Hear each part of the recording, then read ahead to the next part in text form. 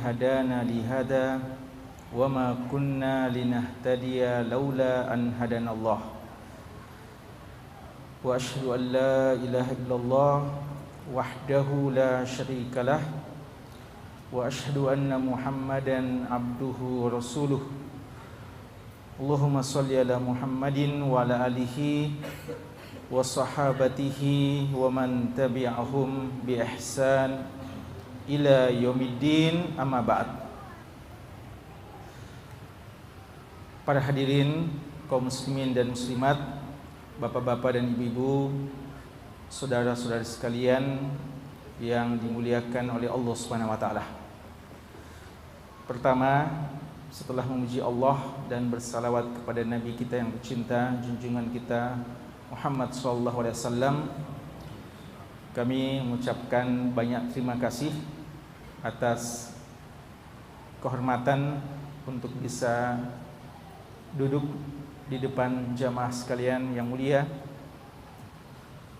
untuk ikut melaksanakan kewajiban kita sesama kaum muslimin,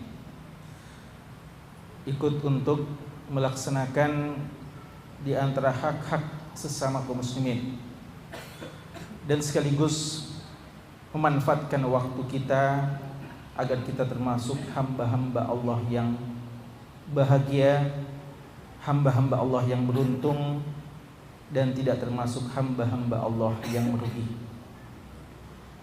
Kita semuanya tahu, hadirin sekalian, di antara kebahagiaan seorang hamba Allah di dunia ini adalah ketika dia senantiasa beribadah kepada Allah, dia dekat kepada Allah, dia senantiasa bersama dengan kitab Allah, Al-Quran, dan senantiasa mengunjungi rumah Allah, masjid, dan selalu mau mempelajari syariat-syariat Allah. Karena inilah sumber kebahagiaan di dunia, sebelum nanti kita akan merasakan buahnya yang paling manis di kampung akhirat, kampung yang kekal abadi. Hadirin sekalian, kita semua tahu firman Allah Subhanahu wa taala dalam surat Al-Asr, 4 hal yang dengannya kita bisa selamat dari orang yang kata Allah la fi khusr, sungguh berada dalam kerugian. Manusia semuanya berada dalam kerugian, kata Allah. Innal insan lafi khusr. Maksud dari alif lam sini al-insan, kata ulama kita adalah alif lam lil jins lil istighraq. Artinya semua manusia berada dalam kerugian. Tidak peduli apakah dia tua atau muda, laki maupun wanita, kaya maupun miskin, semuanya berada dalam kerugian. Dan Allah hanya memperkecualikan mereka-mereka yang mengisi waktu mereka dengan 4 hal. Dan salah satunya adalah watawasau bis sabr, dan saling nasihat menasihati, wasiat mewasiatkan terhadap persoalan kesabaran. Dan ini insyaallah menjadi salah satu bagian tema kita, atau menjadi salah satu bagian pembahasan kita di malam yang mulia ini. Hadirin sekalian, sebenarnya ketika Allah mengatakan watawasau bil haqq, saling wasiat mewasiatkan terhadap kebenaran, potongan ayat ini sebenarnya telah masuk semua jenis kebenaran. Setiap kita bernasihat dalam persoalan kebenaran, maka sudah masuk dalam ayat ini. Seandainya Allah tidak mengatakan watawasau bis sabr, maka sudah sangat cukup. Artinya nasihat terhadap kesabaran sudah include, masuk dalam firman Allah watawasau bil haqq. Namun karena begitu pentingnya masalah kesabaran, begitu mulianya arti dari kesabaran, begitu tingginya derajat orang-orang yang bersabar di sisi Allah, maka Allah Subhanahu wa taala memuji orang yang selalu mau saling menyemangati untuk saling bersabar. Watawasau bil haqq watawasau bis sabr. Allah menyebutkan secara umum saling wasiat mewasiatkan terhadap kebenaran, kemudian lebih khusus Allah mengatakan saling wasiat mewasiatkan dalam kesabaran. Kami diminta untuk sedikit membahas tentang bagaimana penyikapan yang positif terhadap musibah yang menimpa kita. Bahasa pamfletnya senyum di balik musibah. Hadirin sekalian, musibah adalah satu keniscayaan, satu kepastian, suatu hal yang pasti ada selama kita hidup di dunia ini. Hidup kita memang di dunia adalah hidup yang penuh dengan cobaan demi ujian, ujian demi ujian, cobaan demi cobaan. Dia adalah darul bala, kampungnya untuk kita selalu diuji. Karena nanti ada kampung yang hakiki, kampung yang sesungguhnya, kampung yang semuanya kita menuju ke sana. Cuma kampung yang di sana itu ada dua. Ada kampung yang akan membahagiakan kita, dan ada kampung yang akan menyengsarakan kita. Ada masing-masing penghuninya, dan untuk menentukan penghuninya Allah Subhanahu wa taala turunkan ujian di dunia ini. Ujian baik berupa syariat Allah, perintah dan larangan, dan juga ujian-ujian dari cobaan-cobaan dunia, kehilangan hal-hal yang tidak kita sukai. Kita semua tahu apa yang telah terjadi di negeri kita dan terkhusus di daerah yang kita cintai ini. Kita ditimpa musibah yang merupakan musibah kita bersama. Namun seorang hamba Allah tentunya wajib untuk berprasangka baik kepada Allah, bahwa Allah Subhanahu wa taala ketika menguji kita bukan untuk menghinakan kita, bukan untuk menyengsarakan kita, tapi mungkin Allah mau mengangkat derajat kita. Oleh karenanya manusia-manusia yang paling mulia pun diuji oleh Allah. Ya, seandainya ujian dan cobaan itu adalah hanya bermakna penghinaan dan menunjukkan makna bala, bencana kepada seseorang, maka manusia yang paling jauh dari bala, bencana dan musibah adalah para nabi-nabi. Tapi kalau kita baca sirah para nabi-nabi, dimulai dengan Rasul pertama Nabi Nuh sampai yang terakhir, bahkan sebelumnya Nabi yang pertama Nabi Adam alaihissalam, semuanya hidup penuh dengan ujian, dengan berbagai macam model-modelnya. Ada Nabi Ayub yang belasan tahun, hampir 20 tahun beliau diuji dengan penyakit, kehilangan harta benda dan seterusnya. Dan Nabi kita Muhammad SAW juga begitu banyak ujiannya. Bahkan beliau mengatakan kepada kita, asyaddun nasi bala'a al-anbiya summal amsal fal amsal. Manusia yang paling banyak ujiannya, cobaannya, balaknya adalah para nabi-nabi.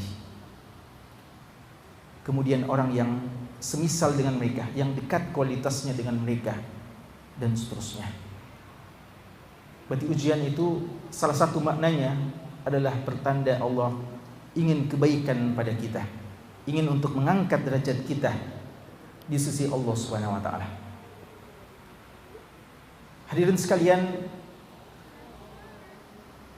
ujian kita kadang berupa syariat dan kadang berupa ujian-ujian duniawi, dan keduanya harus kita responi, sikapi dengan sikap yang positif. Kadang ada syariat yang kita belum bisa tangkap maknanya, apa hikmah di baliknya. Bahkan kadang kita merasa sangat sulit untuk melaksanakannya. Mungkin masih banyak orang yang tidak paham kenapa kita mesti bangun subuh-subuh. Pada saat orang masih terlelap, kenapa kita diperintahkan untuk sholat subuh? Bahkan sebelumnya kalau bisa kita tahajud. Kenapa kita perlu untuk berpuasa dan yang lainnya? Mungkin banyak belum bisa menangkap syariat tersebut, hikmah di baliknya. Seorang mukmin ketika belum bisa menangkap hikmah di balik itu semuanya, harus berprasangka baik kepada Allah bahwa pasti ada hikmah yang besar di dalamnya, pasti ada kebaikan di dalamnya. Termasuk ketika Allah Subhanahu wa taala memerintahkan satu syariat, yang dinamakan dengan jihad fisabilillah yang merupakan sebab kemuliaan umat ini. Mungkin banyak orang bertanya-tanya apa hikmahnya. Allah menurunkan surat Al-Baqarah ayat 216. Kutiba alaikumul qital wa huwa kurhul lakum.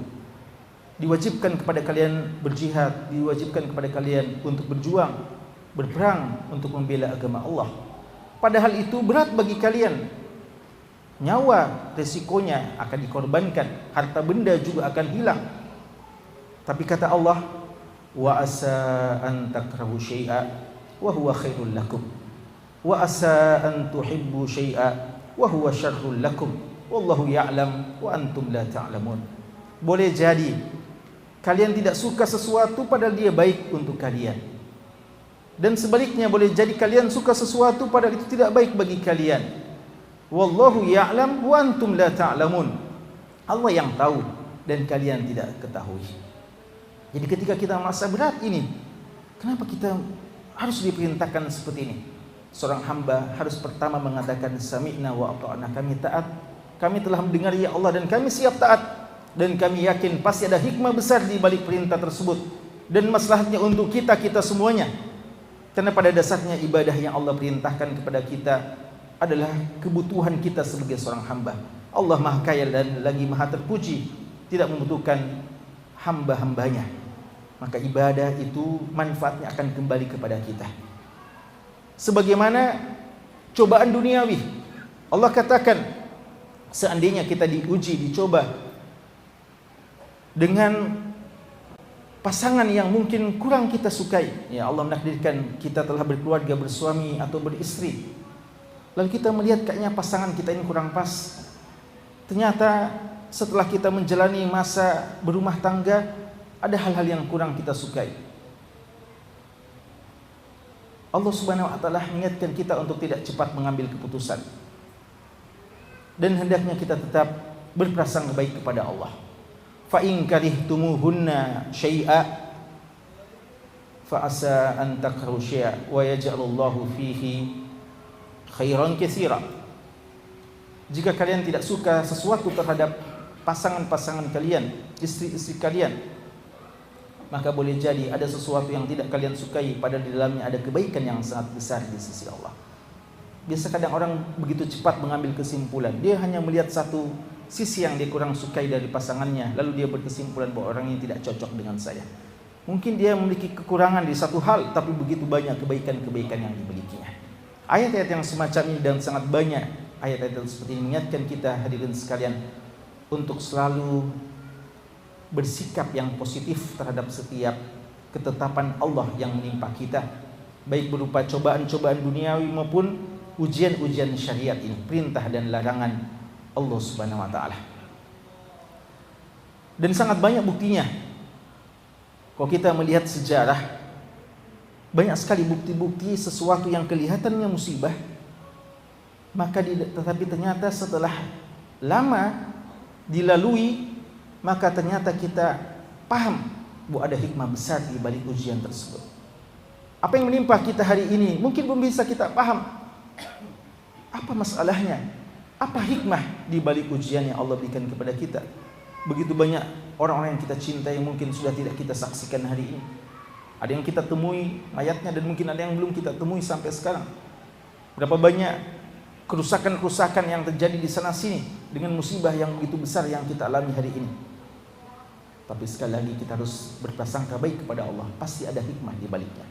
Cepat atau lambat akan kita ketahui. Ataupun jika kita belum ketahui, pasti akan ada. Pasti ada walaupun kita tidak ketahui. Kita lihat contoh yang terjadi pada Nabi Yusuf alaihissalam. Nabi Yusuf alaihissalam seorang nabi yang sangat dicintai oleh bapaknya. Di antara semua anak-anak dari Yakub, maka Nabi Yusuf adalah anak yang paling beliau cintai. Dan ini dirasakan oleh saudara-saudaranya. Nabi Yakub tidak ingin Yusuf jauh darinya. Apalagi setelah beliau mendengarkan penuturan Yusuf tentang mimpinya, beliau sudah menangkap bahwa anak saya akan menjadi seorang tokoh umat ke depan. bahkan akan menjadi nabi Allah Subhanahu wa taala. Dan ada perasaan dengki dari saudara-saudaranya. Diajak ya dengan berbagai macam usaha, upaya, tipu muslihat, dan akhirnya kakak-kakaknya berhasil menjauhkan Nabi Yusuf dari pandangan bapaknya. Tentu saja seorang bapak yang sangat cinta kepada anak sangat sedih dengan kehilangan seorang Yusuf alaihissalam. Begitu lama beliau berpisah dengan Nabi Yusuf. Beliau sangat sedih, bahkan sampai buta mata beliau karena terus menangis dengan kehilangan Nabi Yusuf alaihissalam. Tapi ternyata nanti di kemudian hari, di akhir-akhir kehidupan beliau, baru beliau tahu bahwa apa yang terjadi pada Nabi Yusuf ketika diajak oleh kakaknya, bahkan kakaknya sudah mengklaim sudah dimakan serigala Nabi Yusuf, dan kakak-kakaknya telah menjerumuskan Nabi Yusuf ke dalam sumur tua, lalu dijadikan seorang budak belian yang diperjualbelikan, dan seterusnya. Begitu banyak cobaan-cobaan Nabi Yusuf alaihissalam akibat ulah dari kakak-kakaknya pada waktu itu. Ini sangat menyedihkan bapaknya. Tapi ternyata ini semua adalah proses untuk membuktikan kebenaran mimpi yang pernah disaksikan oleh Nabi Yusuf. Inni ra'aitu ahada asyara kaukaba wasyamsa wal qamar ra'aituhum li sajidin. Nabi Yusuf telah menyaksikan dalam mimpinya, dan beliau sudah tanya kepada bapaknya takbir mimpi tersebut. Bapaknya tahu bahwasanya akan ada kebaikan pada anaknya, tapi beliau tidak pernah menyangka bahwa kebaikan yang akan dicapai oleh Nabi Yusuf, beliau akan menjadi tokoh pembesar, orang yang terhormat, itu harus melalui ujian-ujian, harus dimasukkan ke dalam sumur, harus dijadikan budak, harus jauh dari orang tuanya, dan akhirnya di ujung kehidupannya beliau tahu bahwa ada hikmah semuanya itu. Nabi Musa alaihissalam juga mengalami yang sama. Ibu Nabi Musa alaihissalam sangat sayang kepada anaknya. Beliau mau menyelamatkan Nabi Musa dari keinginan jahat dari Fir'aun, di mana Fir'aun telah bertekad siapa saja bayi Bani Israel yang lahir akan dibunuh. Maka beliau mau selamatkan anaknya dari perbuatan Fir'aun yang membunuh setiap bayi. Tapi resikonya beliau harus berpisah dengan bayi tersebut. Allah mengilhamkan kepada ibu Nabi Musa alaihissalam memasukkan Nabi Musa ke dalam keranjang. Beliau melakukan itu.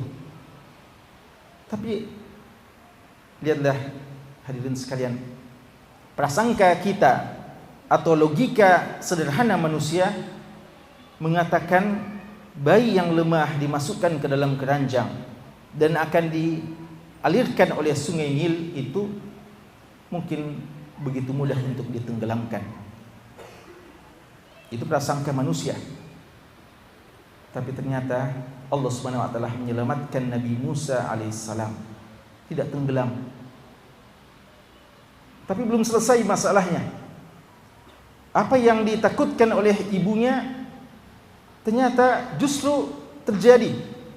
Takut dari kejaran Fir'aun, takut dari pembunuhan Fir'aun. Ternyata seakan-akan ibu Nabi Musa ini menyerahkan anaknya kepada Fir'aun. Karena setelah dia mengalirkan anaknya di keranjang tersebut, ujung-ujungnya jatuh ke tangan pembantu-pembantu Fir'aun, dan akhirnya berada di istana Fir'aun. Tapi subhanallah, lihatlah kelembutan Allah dan pengaturan Allah Subhanahu wa taala. Ternyata istri Fir'aun membela Nabi Musa untuk dibiarkan tetap hidup, dan Fir'aun luluh hatinya, sekeras-keras hati seorang zalim seperti Fir'aun, seorang yang sangat kufur kepada Allah, luluh hatinya waktu itu terhadap usulan dari istrinya. Dia menerima. Tapi ujung-ujungnya akhirnya dia kembali memusuhi Nabi Musa. Tapi yang kita mau ambil pelajaran di sini adalah bagaimana hal yang dikhawatirkan oleh ibunya atau kesedihan harus berpisah dengan anaknya, buahnya adalah anaknya menjadi seorang Nabi Allah Subhanahu wa taala. Dan dia adalah kekuasaan Allah. bayi yang lemah ini Allah Subhanahu wa taala selamatkan, tidak tenggelam.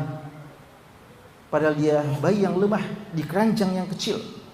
Dan lihatlah Firaun dengan pasukannya, bala tentara yang begitu hebat, dengan begitu pongahnya dan merasa paling kuat, bahkan pernah mengatakan ana rabbukumul a'la, saya adalah Tuhanmu yang paling tinggi.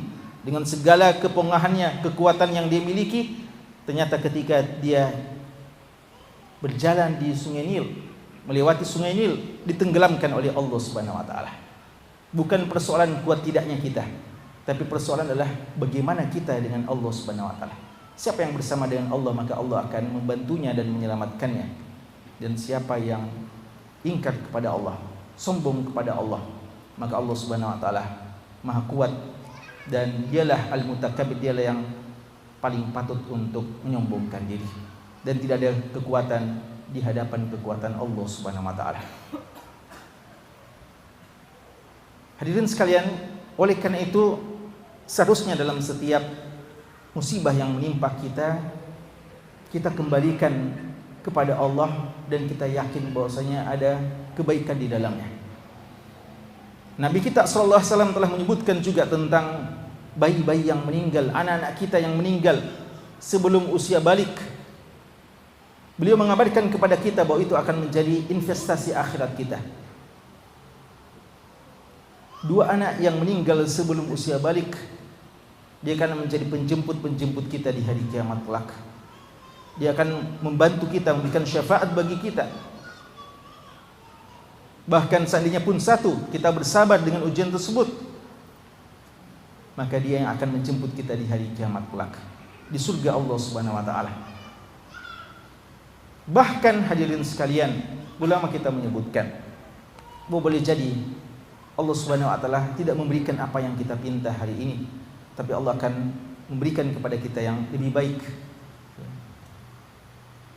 Mungkin ada di antara kita yang belum dikaruniai keturunan umpamanya. Mungkin dia menyangka itulah satu hal yang merupakan musibah, kesedihan, suatu hal yang merupakan bencana baginya. Tapi jika dia bersangka baik kepada Allah dan melihat keadaan sekitarnya, dia akan bisa menangkap hikmah-hikmah yang besar. Bukankah Nabi Khidir pernah mengajarkan kepada Nabi Musa alaihissalam, waktu itu dia sempat membunuh seorang anak kecil, anak muda. Lalu Musa bertanya, kenapa sampai kamu tega untuk membunuhnya? Dia katakan, anak muda ini kedua orang tuanya adalah orang yang baik-baik. Dikhawatirkan kalau dia tumbuh besar, dia akan memaksakan kepada kedua orang tuanya kekufuran. Maka lebih baik dia yang dihilangkan, dia yang dibunuh. Itu syariat bagi mereka. Tentu saja dalam syariat kita tidak boleh yang seperti itu. Tapi yang mau kita katakan di sini adalah belum tentu keberadaan anak itu merupakan kebaikan untuk seorang tua. Bahkan kadang mungkin menyebabkan sebab kekufuran orang tua, sebab makin jauhnya dia dari syariat Allah Subhanahu wa taala. Dan boleh jadi Allah Subhanahu wa taala tidak memberikan kepada kita kebaikan ini, namun Allah membukakan kepada kita pintu-pintu kebaikan-kebaikan yang lainnya. Hadirin sekalian, kan itulah ketika datang musibah menimpa kita, maka kita prasangka baik kepada Allah dan kita bersabar dan melakukan apa-apa yang Allah perintahkan kepada kita. Apa itu? Pertama adalah kesabaran, bersabar. Dan bersabar yang dimaksudkan adalah bersabar pada saat guncangan yang pertama, pada saat musibah pertama kali datang kepada kita. Dalam hadis yang diriwayatkan Imam Bukhari dan Muslim dari sahabat Anas bin Malik radhiyallahu anhu, Nabi SAW pernah melewati satu kuburan, lalu mendapati seorang wanita menangis dan bersedih di depan kuburan.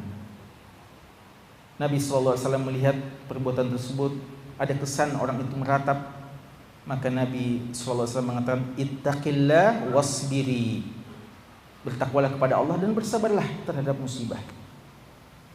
Wanita ini tanpa menoleh dan tidak tahu siapa yang mengingatkan dia, mengatakan, lam tusibka ma yusibuni, Kamu tidak merasakan apa yang saya rasakan. Ya seakan-akan bilang kamu cuma tahu nasihati saja. Kamu belum merasakan apa yang saya rasakan. Ya, kan biasa orang gitu ya. Kalau dia diingatkan, yang umpamanya ada saudara-saudara kita yang tidak ditimpa musibah, datang kepada saudaranya yang saudara-saudaranya yang di Lombok, saudara yang di Palu, dinasihati sabar dan sabar. Mungkin ada sebagian mengatakan kamu pintar ngomong, ya, hanya tahu ngomong saja, dan mengatakan seandainya kamu rasakan, kamu juga tidak bisa bersabar. Padahal kewajiban kita memang untuk saling nasihat-nasihat terhadap kesabaran. Nabi SAW akhirnya pergi. Lalu orang menyampaikan kepada wanita tersebut, itu tadi yang sampaikan kepada kamu, yang nasihati kamu untuk bersabar, dia adalah Nabiullah Muhammad SAW. Mendengarkan hal itu, orang itu merasa takut dan malu. Beliau langsung menuju ke rumah Nabi SAW, minta maaf dan mengatakan, maaf, saya tidak tahu bahwa engkau wahai Rasulullah yang menasihati saya tadi. Apa kata Nabi SAW? Innama as-sabru fis sadamatil ula. Orang itu mengatakan, maaf wahai Rasulullah atas sikap lancang saya tidak menerima nasihatmu, dan sekarang saya sudah bisa bersabar terhadap musibahnya. Tapi Nabi kita SAW mengatakan, innamas sabru fis sadamatil ula. Kesabaran itu pada goncangan yang pertama. Artinya ketika datang musibah, disinilah diuji kesabaran kita. Kapan dikatakan seorang bersabar? Pada saat datang musibah, dia bisa menerima musibah tersebut dengan prasangka yang baik kepada Allah, bukan ketika hari-hari telah berlalu. Walaupun di hari-hari yang seterusnya kita juga dituntut bersabar, tapi kesabaran yang paling tinggi, kesabaran yang paling berkualitas dan paling tinggi derajatnya di sisi Allah adalah pada kali pertama musibah itu datang. Dan ini yang dipahami dari firman Allah Subhanahu wa taala. Ketika Allah mengatakan, wala nabluwannakum bisyai'im minal khaufi wal ju' wa naqsim minal amwali wal anfusi wath thamarat wa basyiris sabirin. Allah akan menguji kita dengan berbagai macam jenis ujian. Tapi Allah mengatakan bisyai', bahwa Allah uji dengan sesuatu yang sedikit sebenarnya. Jadi apa yang menimpa kita sebenarnya sedikit. Sesuatu hanya sedikit. Lalu Allah Subhanahu wa taala mengatakan wa basyiris sabirin. Berikanlah kabar gembira kepada orang yang bisa bersabar. Diuji dengan kekurangan pangan, diuji dengan harta bendanya, diuji dengan kehilangan orang yang dicintainya, diuji dengan sakitnya dan seterusnya. Kabarkan orang-orang yang bisa bersabar. Siapa itu? Alladzina idza asabathum musibah qalu. Lihatlah ayat ini. Allah mengatakan idza asabathum musibah qalu. Datang musibah, langsung merespon musibah itu. Apa? Lisan yang pertama kali atau kata yang paling pertama kali dari lisannya yang keluar adalah inna lillahi wa inna ilaihi raji'un. Mereka yakin bahwa ini semua adalah milik Allah dan semuanya memang akan kembali kepada Allah. Cepat atau lambat, semua kita milik Allah dan semua yang ujung-ujungnya kita akan kembali kepada Allah. Orang yang semacam itu, jamaah sekalian, yang bisa menerima ujian dengan hati yang lapang dan keluar dari lisannya inna lillahi wa inna ilaihi raji'un, kata Allah akan mendapatkan 3 keutamaan yang sangat besar. Ulaika alaihim salawatu min rabbihim wa rahmah wa ulaika humul muhtadun. 3 keutamaan yang paling besar. Pertama adalah salawatu min rabbihim, akan mendapatkan salawat dari Allah Subhanahu wa taala. Ternyata Allah tidak hanya bersalawat kepada nabinya. Innallaha wa malaikatahu yusholluna 'alan nabi. Allah dan malaikat bersalawat kepada Nabi sallallahu alaihi wasallam. Ternyata juga Allah bersalawat kepada orang-orang yang bersabar. Ulaika alaihim shalawatun min rabbihim. Allah yang bersalawat kepada orang-orang yang bersabar. Apa makna salawat Allah kepada hamba-hambanya? Salawat Allah kepada hambanya ada yang mengartikan sebagai maghfirah, pengampunan. Dan tabi'in yang mulia Abu Aliyah mengatakan raf'ud darajat indallah, ditinggikan derajatnya di sisi Allah. Ya, orang yang mendapatkan salawat dari Allah, entah maknanya diampuni dosa-dosanya atau derajatnya sangat tinggi di sisi Allah di surga Allah Subhanahu wa taala. Seandainya satu saja yang kita dapatkan dari itu sudah sangat cukup, tapi masih ada lagi janji Allah. Ulaika alaihim salawatum min rabbihim wa rahmah, dan rahmat Allah. Dan apalagi yang paling penting selain rahmat Allah? Bukankah kita paling membutuhkan rahmat Allah? Cita-cita kita yang paling besar adalah surga, dan surga tidak didapatkan dengan mengandalkan amal soleh kita, tapi surga didapatkan dengan rahmat Allah. Dalam hadis Bukhari, Nabi SAW mengatakan, lan yudkhila ahadakum amaluhu al-jannah. Tidak ada seseorang di antara kalian yang bisa dimasukkan ke dalam surga disebabkan amal solehnya. Para sahabat bertanya, wala anta ya Rasulullah, apakah memang bukan amal soleh yang bisa memasukkan kita ke dalam surga? Bagaimana dengan engkau wahai Rasulullah? Amalanmu yang sangat luar biasa, apakah bukan karena amalanmu yang sangat luar biasa kamu masuk surga? Beliau mengatakan, wala ana, dan tidak juga saya, illa an yataghammadani Allahu bi rahmatihi, kecuali karena Allah memang meliputi saya dengan rahmatnya. Maka rahmat Allah dialah penyebab kita masuk surga. Amalan hanyalah mengundang rahmat Allah, dan semuanya kita masuk surga disebabkan rahmat Allah. Orang yang bersabar akan mendapatkan warahmah, kata Allah, rahmat Allah. Wa ulaika humul muhtadun, dan mereka akan mendapatkan hidayah dari Allah. Apa itu hidayah? Petunjuk dari Allah. Bukankah kita ini setiap harinya dan setiap malamnya 17 kali minimal kita mengatakan ihdinas siratal mustaqim? Kita minta hidayah kepada Allah, dan Allah akan berikan hidayah kepada orang-orang yang bersabar. Ulaika humul muhtadun. Empat hal yang kita akan dapatkan. Orang yang mengatakan inna lillahi wa inna ilaihi rajiun, ketika ditimpa musibah akan mendapatkan 4 hal. Pertama, predikat kesabaran dari Allah. Dan orang yang bersabar adalah orang yang paling tinggi pahalanya di sisi Allah. Innama yuwaffas sabiruna ajrahum bighairi hisab. Amal-amal soleh itu hitungan-hitungannya, satu kebaikan dapat 10 pahala. Al-hasanatu bi asyri amsalihha. Man jaa bil hasanati falahu asyru amsalihha. Biasanya satu kebaikan itu dapat 10 pahala. Itu rumus umumnya. Kebaikan satu dapat 10 pahala. Tapi ada kebaikan yang mendapatkan 700 kali lipat, infak fisabilillah. Tapi ada kebaikan yang tidak terkalkulasi dengan hitungan-hitungan matematis, tidak ada batasannya. Apa itu? Kesabaran. Maka beruntung orang yang mengatakan inna lillahi wa inna ilaihi rajiun ketika ditimpa musibah. Mereka adalah orang yang bersabar, kata Allah. Dan orang bersabar adalah innama yuwaffas sabiruna ajrahum bighairi hisab. Pahalanya bukan 10, bukan 700, tidak ada batasannya, hanya Allah yang tahu. Yang kedua, dia akan mendapatkan salawat dari Allah, ketinggian derajat atau pengampunan. Yang ketiga, dia mendapatkan maghfirah. Dan yang keempat, dia mendapatkan hidayah dari Allah. Ulama kita mengatakan satu saja sudah sangat cukup, gimana lagi ketika dikumpulkan kepada kita 4 keutamaan ini. Dan inilah yang dipahami oleh seorang wanita cerdas, wanita solihah di zamannya, Rumaisah, yang dikenal dengan Ummu Sulaim radhiyallahu taala anha. Ummu Sulaim seorang wanita yang cerdas, wanita solihah, ibu dari Anas bin Malik radhiyallahu taala anhu. Beliau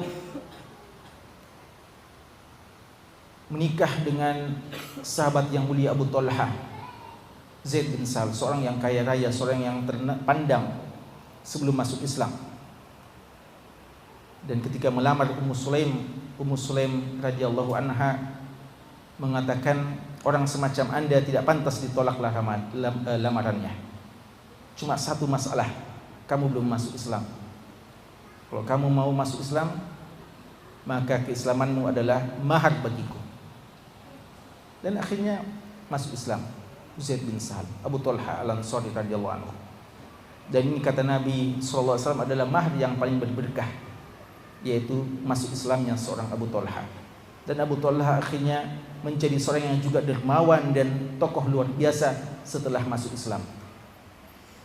Namun jemaah sekalian, kedua pasangan mulia ini dicoba oleh Allah. Salah seorang bayinya meninggal dunia, sakit. Abu Talha waktu meninggalkan bayinya, beliau pergi kerja, keluar dari rumahnya, anaknya masih sakit. Atau anaknya masih sakit. Lalu setelah pulang, beliau tanya istrinya, bagaimana keadaan anak kita? Ternyata setelah beliau pergi, anaknya ditakdirkan meninggal dunia.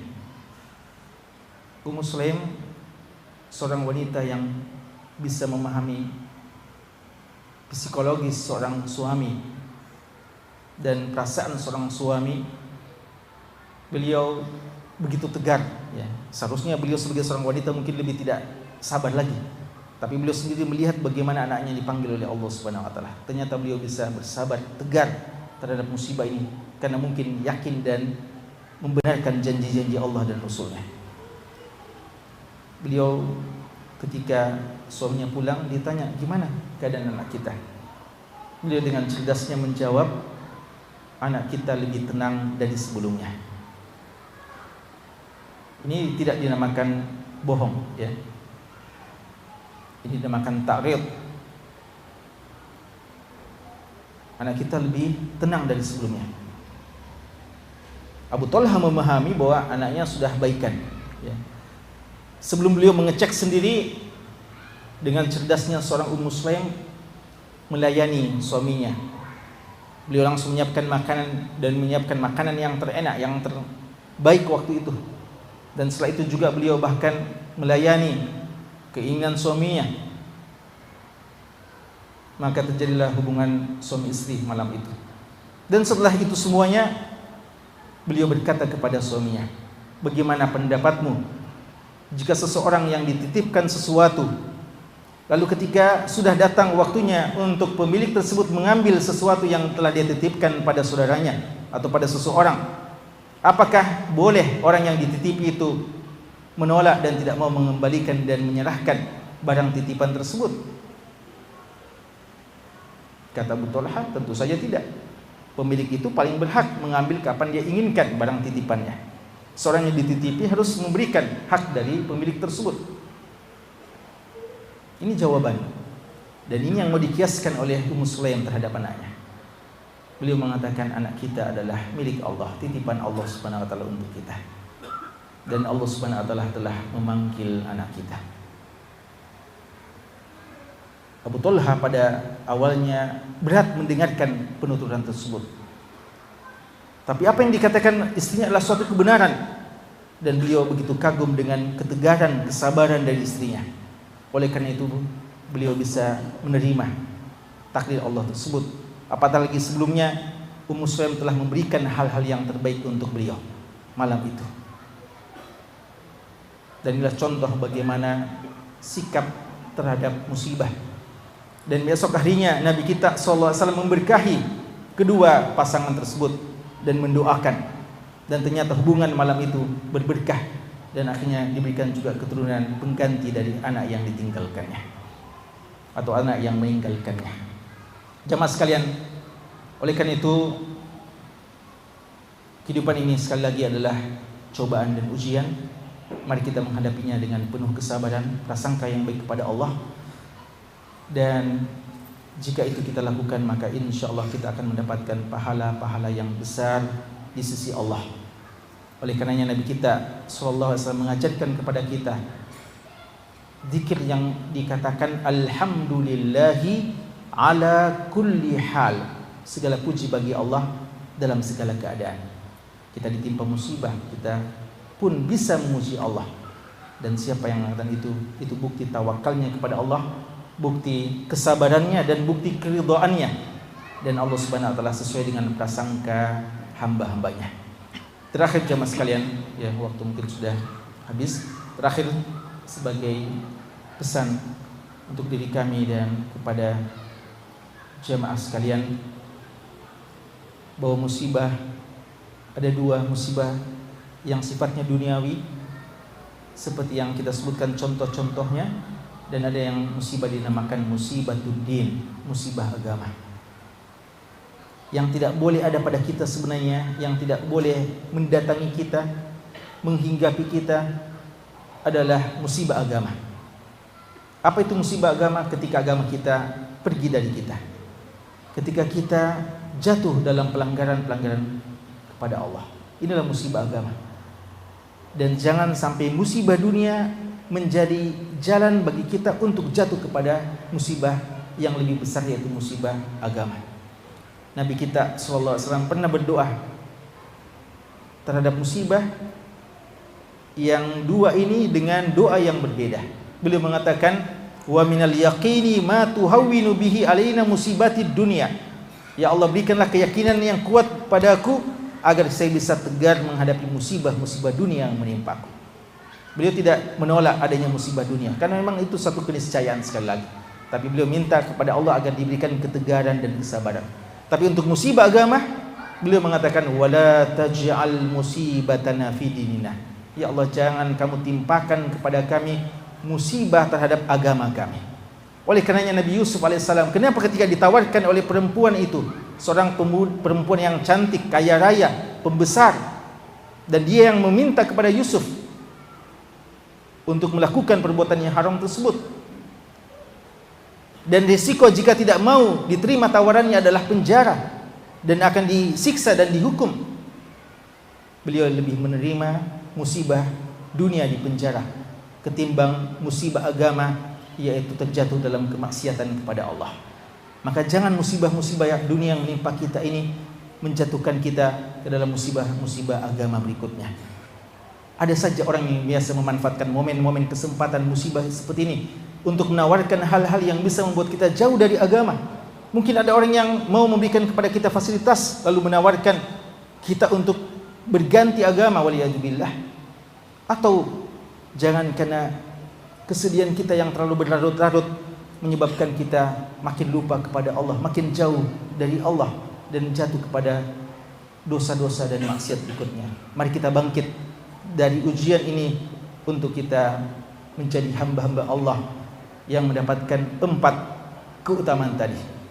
Dikatakan sebagai orang yang bersabar akan mendapatkan derajat yang tinggi di sisi Allah dan pengampunannya, dan akan mendapatkan rahmat Allah sebagai jalan untuk masuk surga, dan menjadi orang yang mendapatkan hidayah di sisi Allah Subhanahu wa taala.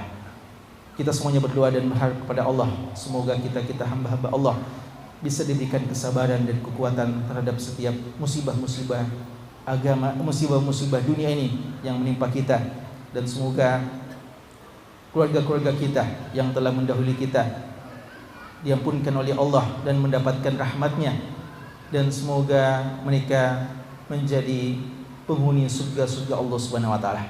Semoga kita berpisah di dunia yang fana ini, dan kelak kita akan dikumpulkan dalam keadaan yang lebih berbahagia di tempat yang merupakan kenikmatan yang kekal abadi di surga Allah Subhanahu wa taala. Amin ya rabbal alamin.